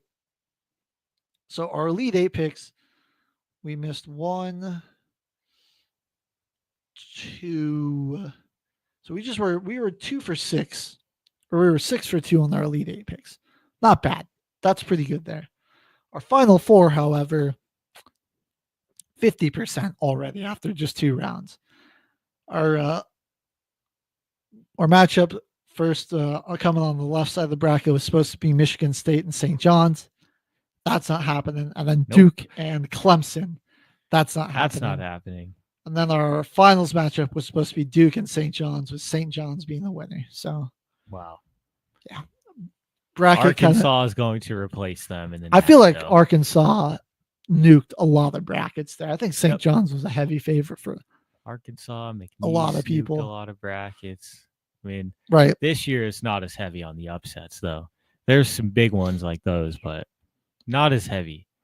Teams that did get upset, I don't think were picked for very deep runs. No. Well, should we see how our old pal Jimmy covers? Let's look at his bracket. Let's here. check that one out. Who was his winner? He's out in, I think it was St. John's. No, it was Alabama, but he did have St. John's in his Final Four. But so Jimmy in the South he got Auburn and Creighton moving on first to the second round. Okay. Michigan, Texas A&M, he hit there. Ole Miss and Iowa State, he hit there. And then he had New Mexico and Michigan State. So the South, he was perfect round 1. And then he had Auburn beating Creighton and Michigan beating A&M for a Sweet 16 matchup of Auburn, Michigan. So he was right there. And then it was Ole Miss and Michigan State winning. He was right there. So 100% right here in the... There we go. In the South. There we go, Jimmy. That's good. We see you. Good region right there. And his Elite Eight matchup out of this region is going to be Auburn, Michigan State. All right. Round 2, he had, or round 1 for the West, he had Florida and UConn, so he was right there. But he had Memphis beating Colorado State, and he had Maryland over Grand Canyon. So he was right there, but his first miss on the bracket is Memphis. Also had Missouri and Texas Tech moving on. So we only got Texas Tech right. Then Arkansas and St. John. So good pick there on Arkansas. Then round 2, he also had St. John's going on. He had Texas Tech moving on, so he was right there. Did have Maryland advancing, but he had UConn upsetting Florida, interestingly enough. That was a close pick, though. They almost got him. Yeah, that was. So Sweet 16 was supposed to be UConn and Maryland and Texas Tech, St. John's. And then, so 0 for 2 in this region on the Elite Eight. It was supposed to be UConn and St. John's. Not happening there. We'll go over to his East region, Mr. Covers. Let's see how you did here. You had Duke and Mississippi State, so I was wrong there. Oregon and Arizona was right on that one. Man, he picked against BYU. Oh, come on. He had VCU upsetting them. Can't do that, Jimmy. Then did have Wisconsin. Then he had St. Mary's and Alabama moving on. Picked Bama to beat St. Mary's. Picked Wisconsin to move on. That didn't happen. So he was supposed to have Wisconsin, Bama in the Sweet 16. Did get his Sweet 16 on the top right. He had Duke and Arizona moving on. So his Elite Eight out of this region is Duke and Alabama. So that's still very much alive for him there. That's alive. And then finally in the Midwest, Houston, Gonzaga. Got both those right. He was also a Clemson believer. Had Clemson and Purdue in round of 32. Did take Illinois and Kentucky round 1. Had Utah State and Tennessee matching up round 2. That wasn't correct. That was UCLA, but he did take Tennessee to move on to the next round. That was a hit. Had Kentucky going on, so he was right there. Then he had Purdue and Houston winning, so pretty good right there. And then his Elite Eight out of this one is going to be Houston and Tennessee, with Tennessee winning. So his final 4, still very much alive. It's Auburn, St. John's. So that's the only one he can't be right on, the St. John's so far. Yeah. Then Bama and Tennessee with a finals matchup of Alabama versus St. John's. And Alabama winning it with a tiebreaker of 166. So our man Jimmy Covers still knows what he's talking about, even if he doesn't hear the back it up. Arkansas Duke though. That's Watch my out. pick now, man. I'm rooting for Arkansas the rest of the way. My brackets are all exploded. I'll become a fan if they make it. I got Michigan State in my last serious bracket. So I'm Michigan State and Arkansas. So that's who we're riding for the rest of the tournament. Let us know how your bracket's doing. Is your champion still alive? You know, what's the payout looking for you if you win? Who you riding the rest of the tournament? Let us know. We'll be here for it. We'll be back next Monday for more Madness Mondays to break down the Sweet 16. And we'll be back here on Wednesday for a normal episode until the final whistle, just breaking down all the other sports news going on. UFL close to coming back. Yeah. NFL draft is closing down on us. We might be time to do another mock draft here. That sounds like a lot of fun, actually. NBA and NHL playoffs are getting all that much closer. Who's going to secure those top seeds? And the Great 8, just 7 goals away now from breaking Wayne Gretzky's record as the Capitals' great season continues. All that and more on the next edition of Till the Final Whistle here on Military Broadcast Radio. I am HG for Caveman and H-Train on the sound. We're signing off. Ladies and gentlemen, thank you for tuning in to Military Broadcast Radio.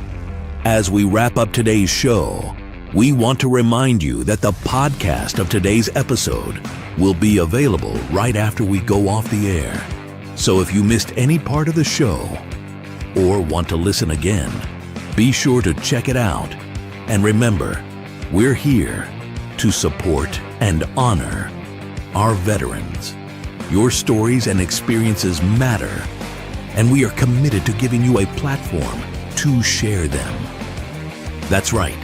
We're here to give our veterans a voice. So don't forget to catch the podcast and stay connected with us. Giving our veterans a voice.